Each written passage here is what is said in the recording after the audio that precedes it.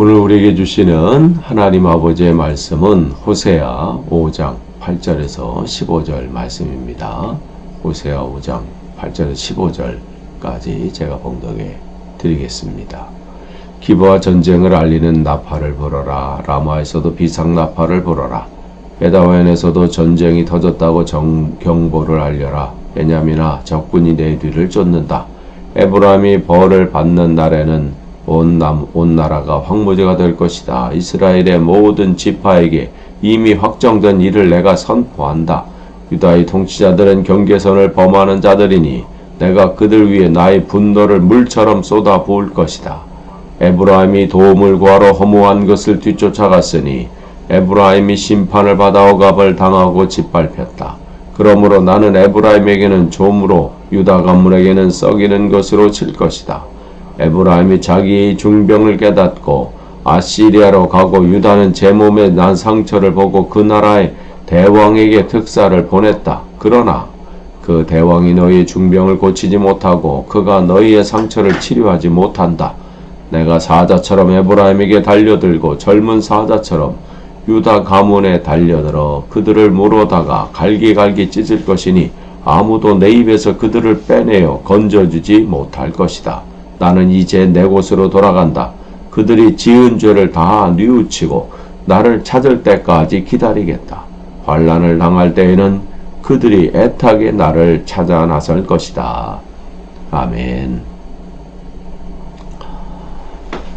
주님께서 북이스라엘에 하나님 앞에 온전히 서지 못한 것에 대해서 심판하신다고 말씀하시고, 더불어 유다도 마찬가지예요. 똑같은 거예요. 유다도. 그러니까 보고 배우는 게 없는 거죠. 그런 어제 말씀을 여러분 기억하시면 5절부터 7절 그 내용이 바로 그런 내용이고, 그러면서 이어지는데 여기서부터 5장 어제 말씀 5절서부터 5장 5절서부터 6장 3절까지가 북이스라엘뿐만 아니라 남유다도 또 같이 타락하고 또 심판을 받고 또 그들에게 어떠한 어려움이 올 것인지를 말씀을 하십니다. 근데 오늘 5장 8절서부터 또 이렇게 쭉 앞으로 보는 그 내용들을 이해하시려면요, 역사적인 그때의 역사적인 상황들을 이해할 필요가 있어요. 아람, 그러니까 지금의 시리아죠.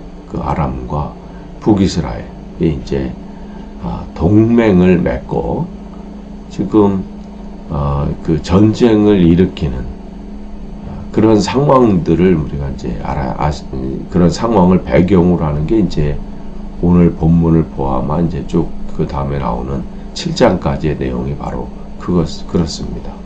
그 당시에 북이스라엘, 여기서 에브라임이라고 이렇게 하는 것은 북이스라엘을 대표하는 지파라고 말씀을 드렸어요. 그러니까 북이스라엘하고 아람, 지금의 시리아예요. 거기가 그 당시 이 제국이었던 아수르에게 이 지배를 받고 있었습니다. 그러니까 굉장히 그 지배를 받고 여기는 북이스라엘이나 아람은 계속해서 거기서 어떻게 벗어날까. 아수르라고 하면 지금의 이라크 정도 생각하시면 됩니다.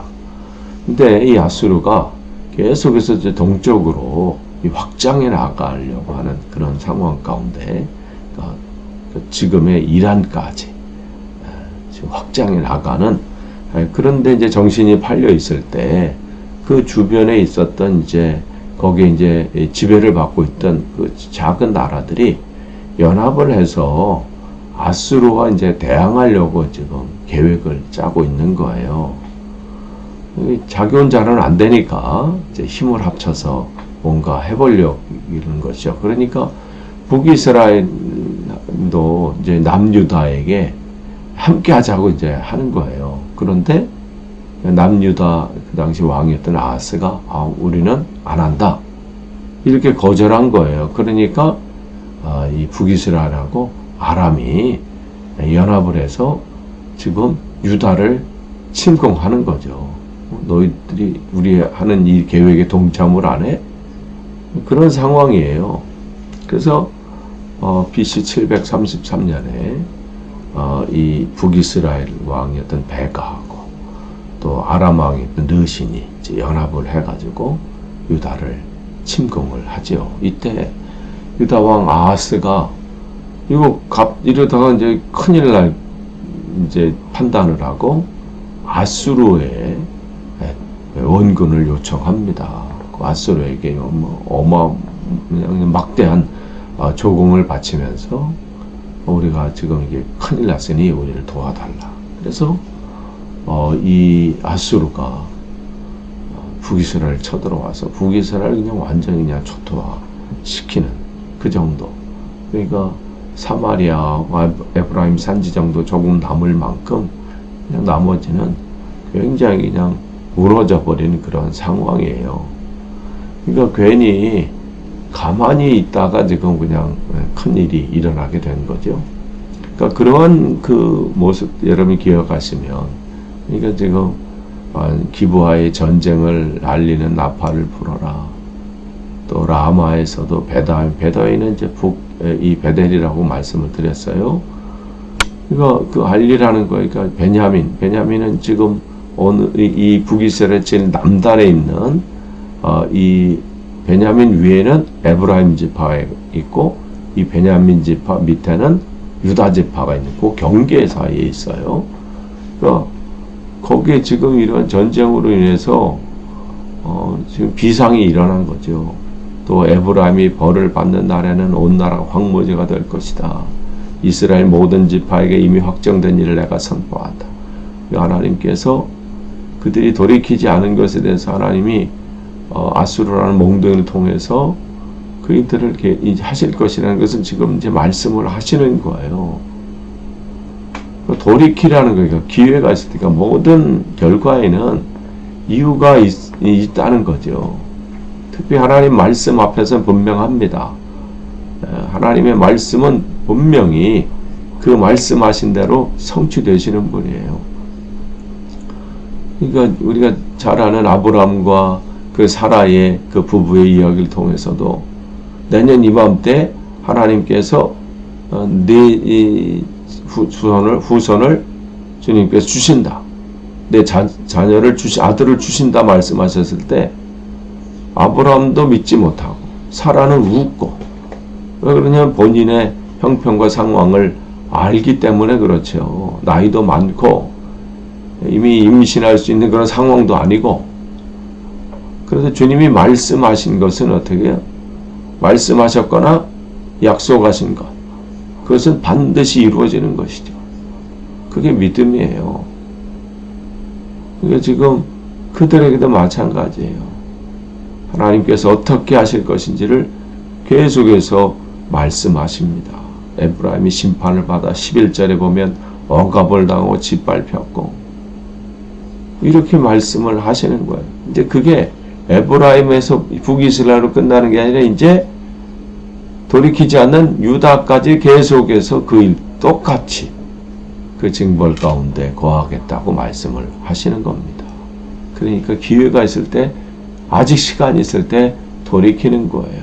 13절에 보면 에브라임이 자기 중병을 깨닫고 아시리아로 가고 다 이제 끌려가는 거예요. 또한 유다는 제 몸에 난 상처를 보고 그 나라의 대왕에게 특사를 보냈다. 특사를 또 보내고, 그러나 결국은 그게 잠깐은 자기가 살리고 회복되고 뭔가 살아날 것처럼 보이지만 어떻게 해요? 결국은 그들의 중병, 그 나라를 온전히 살리지 못하는 거예요. 그가 너희의 상처를 치료하지 못한다.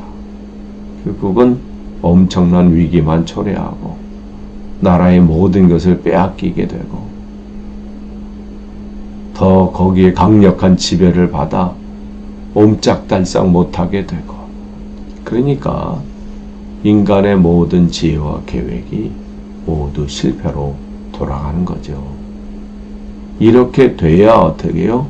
비로소 하나님을 의지한다는 거예요. 이래야 비로소 위기를 극복할 수 있다는 거예요. 그러니까 주님께서 이 말씀을 호세아를 통해서 말씀해 주면서 강대국을 의지하고 뭐 돈을 의지하고 사람을 의지하고 이런 방법 저런 방법 자기의 꾀와 계획과 그것을 의지한다고 해서 당장은 뭐가 되는 것 같고 당장은 숨을 쉴 것처럼 보이지만 결국은 그것이 회복이 되지 않고 온전하게 되는 것이 아니고 결국은 망하게 되고 더 거기에 눌려 살게 되고 거기 그 억압에 짓눌려 살게 된다는 거예요. 그러니까 돌이키지 않으면 어떻게 14절에 내가 사자처럼 에브라임에게 달려들고 젊은 사자처럼 유다 가문에 달려들어 어떻게 하실지를 분명하게 말씀하세요. 아무도 내 입에서 그들을 빼내어 건져주지 못할 것이다. 내가 의지할 분이 누구인지, 내가 내 시선을 고정해야 될 부분이 누구인지. 그러니까 여러분, 목사도 뭐 여러분 의지하지 마시고요. 누구도 여러분을 인도하거나 그럴 없어요. 오직 어떻게 주님이세요. 그러니까 날마다. 그러니까 저도 마찬가지예요. 내가 전하는 이 말씀이 온전한 말씀이 될 수 있기를, 나를 통해서 주님의 영광이 드러날 수 있기를 바랄 뿐이에요. 제가 신도 아니고. 근데 세상에 보면요, 목사가 신처럼 되는 경우 얼마나 많아요. 그러니까 이 시대의 교회가 바로 서지 못하는 건요, 목사의 잘못도 있어요. 목사가 잘못 가르치고 또 그런 삶을 살고, 그런데 그렇게 군림할 수 있도록 그런 위치가 될 수 있도록 맹목적으로 따르는 것도 문제예요. 늘 점검하셔야 돼요. 저 말씀이 진짜 하나님의 말씀인가? 제대로 된 선포인가? 점검하셔야 돼요. 유명한 목사님이니까, 또 대단한 분이니까, 뭐 잘못 전하시겠어? 여러분, 엘리 제사장을 보세요. 아무리 대단해도요, 그게 한순간에 무너질 수 있어요. 여러분이 늘 점검하셔야 돼요. 예레미야 시대에 무슨 제사장들은 없었습니까? 예레미야 빼놓고는 어떻게 해요? 하나님의 진노 앞에 다 서 있는 거예요. 그러니까 여러분 날마다 하나님 말씀 안에, 그러니까 주님이 어떻게 다 뉘우치고 나를 찾을 때까지 기다리겠다는 거예요. 우리는 날마다 주님을 찾는 사람들이에요. 저도 마찬가지고 우리 모두가 마찬가지예요. 대신 저에게 맡겨주신 요 직임이 있잖아요. 그 직임을 저는 잘 감당하려고 애쓰는 것이죠. 그래서 말씀을 전하고 또 이 전한 말씀이 혹 잘못된 것은 없는지 또 되돌아보고 또 다시 또 고민하고 그리고 또 전하는 겁니다. 하나 함께 지어져 가는 거예요. 아무쪼록 여러분 날마다 주님 우리를 기다리고 계세요. 여러분에게 위기가 있습니까? 지금 에브라임 북이스라엘에 다가온 위기, 남유다에 생긴 위기, 이 위기는 기다리시는 주님을 만날 수 있는 기회가 되는 거예요. 그러니까 우리에게 닥치는 그런 위기, 그게 단순히 덜망하고 그냥 거기서 염려, 걱정, 불안해하는 그게 믿음의 사람이 아니라 그때 더욱더 주님을 찾으세요. 주님께 구하세요. 그때 주님을 만나는 기회를 얻습니다. 오늘도 그런 하루 되시기를 축복합니다. 기도하겠습니다. 하나님, 오늘도 주신 말씀 감사합니다. 날마다 주님만 바라봅니다. 주님만 의지합니다. 더 주님을 신뢰합니다. 주님을 기다리게 하지 않길 원합니다. 날마다 더 주님을 찾고 구하고 위기 때 더욱 그렇게 하게 하옵소서. 예수님의 이름으로 기도합니다. 아멘.